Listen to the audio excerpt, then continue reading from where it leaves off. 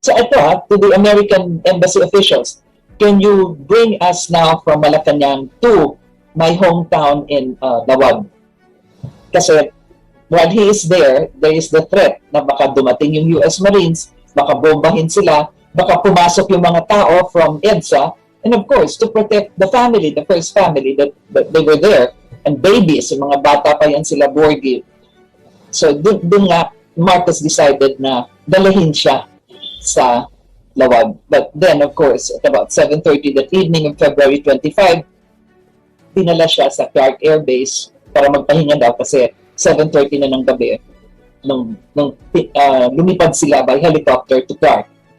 Well, about early morning, 3 or 4 o'clock. Ito na yung record ng kanyang aide-de-camp. This you can read from the book of Colonel Arawisa because he wrote about this in his book From Malacanang to Makiki. Makiki is the place in Honolulu where they were exiled. Pero sinulat nga ni aide-de-camp ni President Marcos na nung nasa Clark Air Base sila, early morning, 3 or 4 o'clock, ginising sila, binisarmahan sila kasi sila yung presidential security group protecting President Marcos and the family.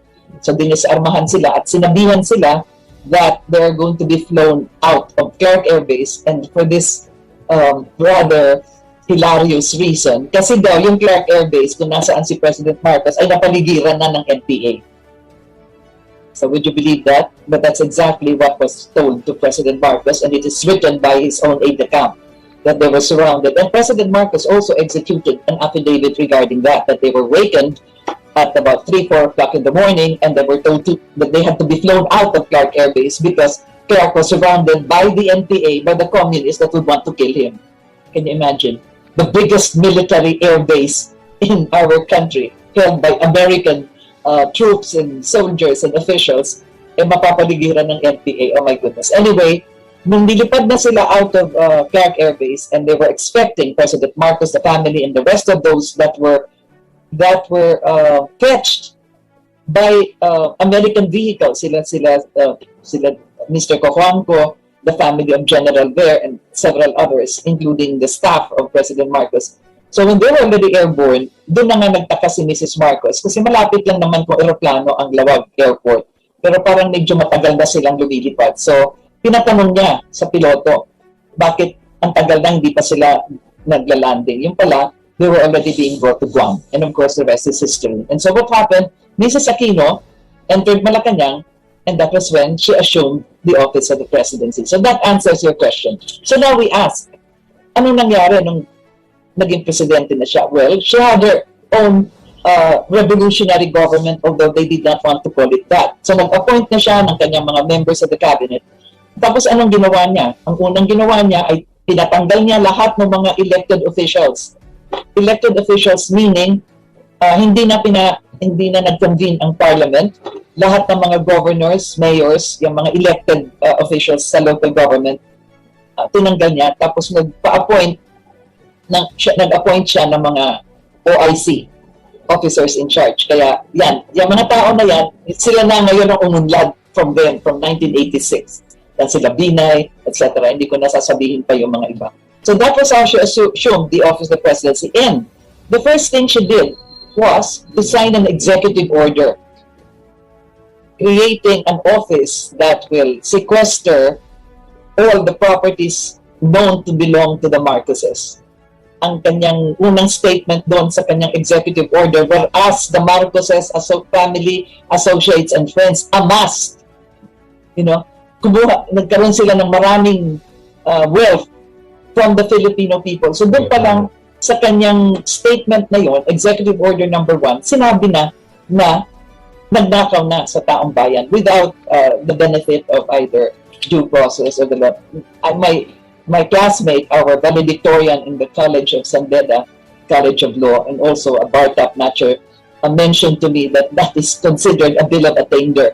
Yun na nga, na talagang dun mismo sa sinulat niya ay andun na rin yung the accusation, parang ganun na. So yeah, they had executive order number 1, and then number 2, number 12, number 12A. Apat yan na executive orders na pinirmahan ni Mrs. Aquino kung saan, yun na nga, lahat ng suspected or alleged or nababalitaan na belonging to the Marcoses, yan na kukunin yan ng PCGG, Presidential Commission on Good Governance. So ngayon, babalik tayo dun sa mga nagtanong, kaya nga tinanong nila anong nangyari pagkatapos nung naging presidente na si Mrs. Aquino. So yun, nasabi ko na nga na tinanggal niya yung mga associated with Marcos, hindi lang sa mga local government units, pero sa mga government offices din, pati sa judiciary din. Anybody na inappoint ni Marcos, tanggal yan. Tapos yung mga sa military, kasi karamihan nga dyan, mga sinasabing Ilocano, lahat pinadala sa Mindanao, also kung sa mga tinatawag na battle zones doon. Tapos there was this term they used at the time, the Yellow Army, na sila naman ang nag-take over ng military at the time. So ganun ang first actions na, and there was so much in media na kinargahan na nila, pinalaki na nila yung Executive Order number 1 na sinabi nga na ang daming ninakaw ni Marcos from the Filipino people.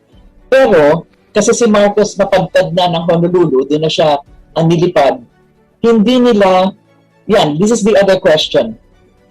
Bakit hindi nila kinasuhan si President Marcos dito sa Pilipinas? That's a good question. So questions that need answers. Why did they not file the cases against President Marcos? Unang-una, anong case ang kanilang i-file? Graft and corruption. So kailangan nila ng mga ebidensya against the corruption of President Marcos na nagnakaw siya sa taong bayan. Pero natatakot sila at that time, or at least it appeared, that since the country was divided between the opposition and the Marcos loyalists, baka magkagulo. So America also decided na it would be best to help Mrs. Aquino na to litigate or to put on trial President Marcos kasi andun na siya sa Honolulu, doon na lang siya litisin. So they had to look for a law. Anong American law ang na-violate ni Marcos para kasuhan siya sa Amerika? Meron ba siyang Amerikanong pinatay? Meron ba siyang Amerikanong ninakawan? It had to be an American law so that he would be criminally indicted in America. So they found the law. It is called the Racketeering Influence and Corrupt Organization Act Law.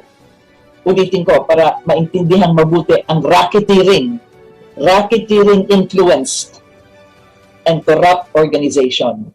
So they accused Marcos of running the Philippine government as a racketeering syndicate and a corrupt organization.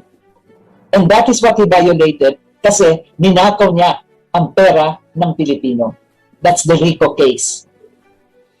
Now, can you imagine as a Filipino, regardless of what your political persuasion would be, that you would accept a foreign country accusing your government, kahit na hindi mo gusto si Marcos, accusing your government to be a racketeering influence and corrupt organization.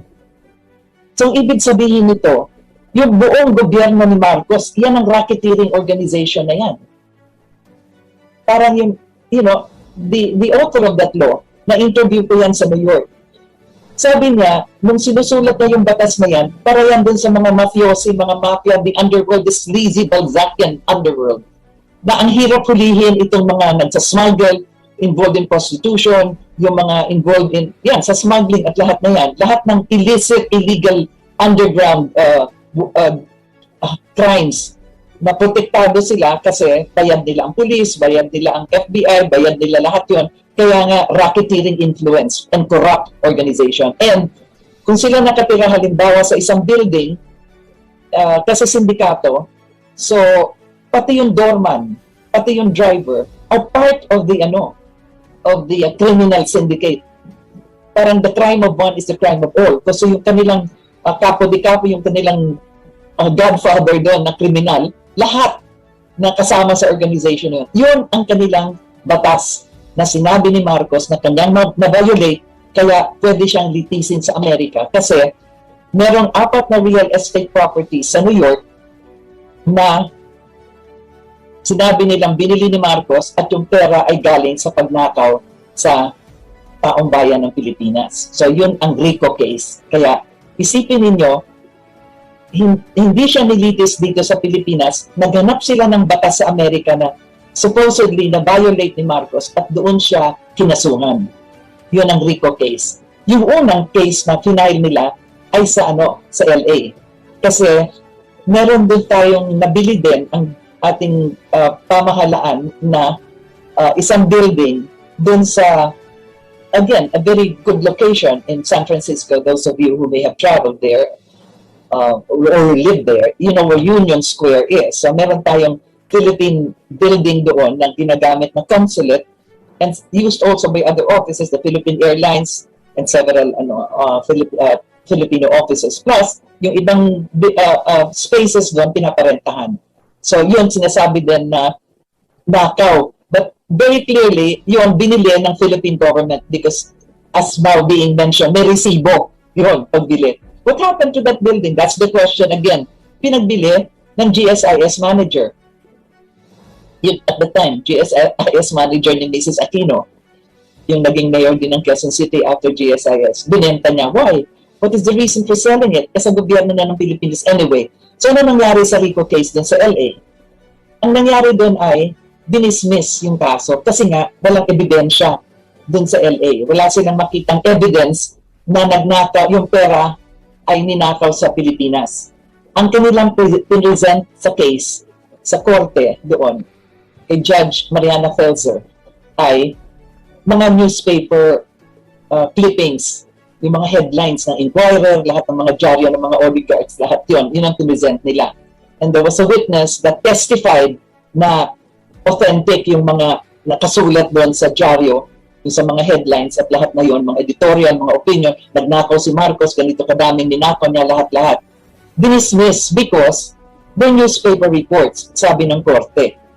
So nag-appeal ang mga abogado na hinire ng Philippine government because wala naman tayong abogado that could appear in the American court. So nag-hire ng mga American lawyers dun sa kaso na yan. You must remember, one of those that were supplying all of this was Covito Salonga kasi siya yung chairman ng PCGG. Plus, of course, the entire cabinet and the entire government of Mrs. Aquino. So wala silang mapresenta na evidence ng nakaw. Kaya dinismiss yung kaso.